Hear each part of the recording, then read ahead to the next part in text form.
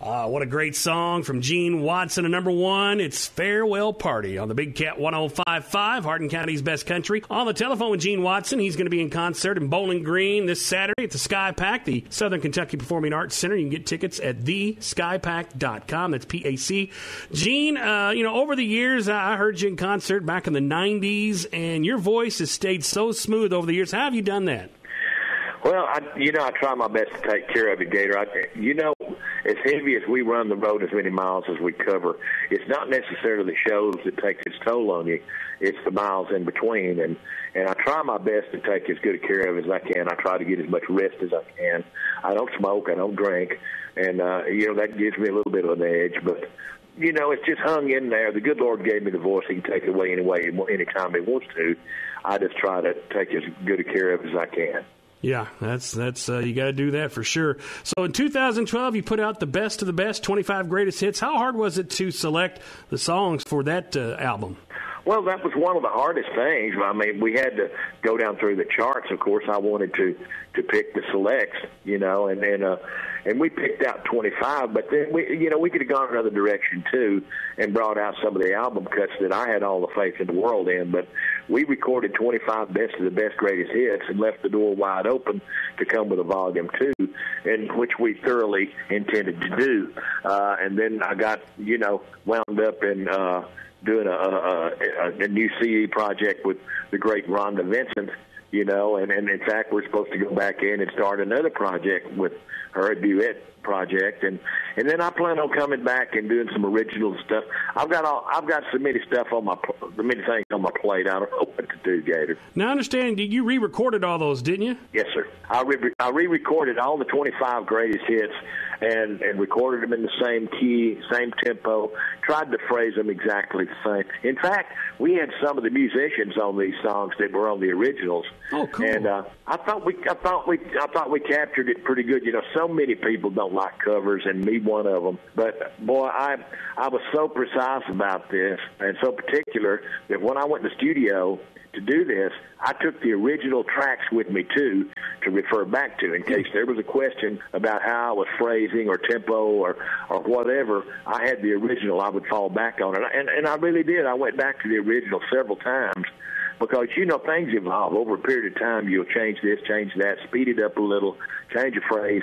And I wanted it to be as precise as I could get it. And I really think that we captured it. On the telephone with Gene Watson, he's going to be in concert Bowling Green at the Skypac, the Southern Kentucky Performing Arts Center this Saturday. Log on to theskypac.com for more information and tickets for that show. You can also check out Gene Watson online at genewatsonmusic.com, Facebook, and all that stuff. Gene, do you keep up with that social media thing? Well, we do it all as much as we can. Of course, Sarah, she's my right arm in Nashville, and she handles all the heavy stuff. And of course, all I have to do is answer the questions.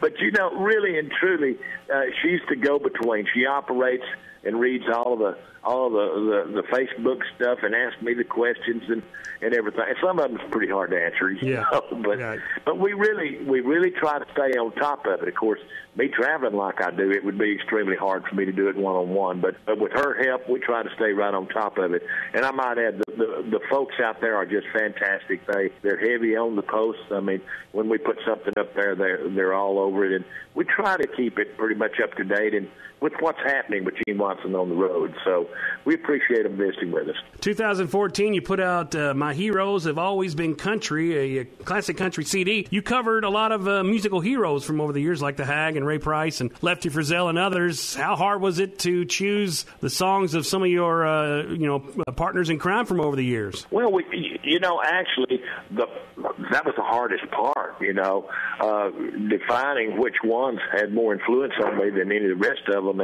And we finally condensed it down to a few there that I thought was just fantastic, and not to leave anybody out because I had a whole lot more heroes, but these are the ones that we jumped on. We recorded it in a hurry.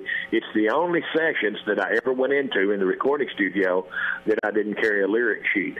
Every one of those songs came straight off the top of my head, and we just went in there and laid them down. I wanted to let people know where Gene Watson came from, what he was about, his type of music, what keeps me going, and what I do.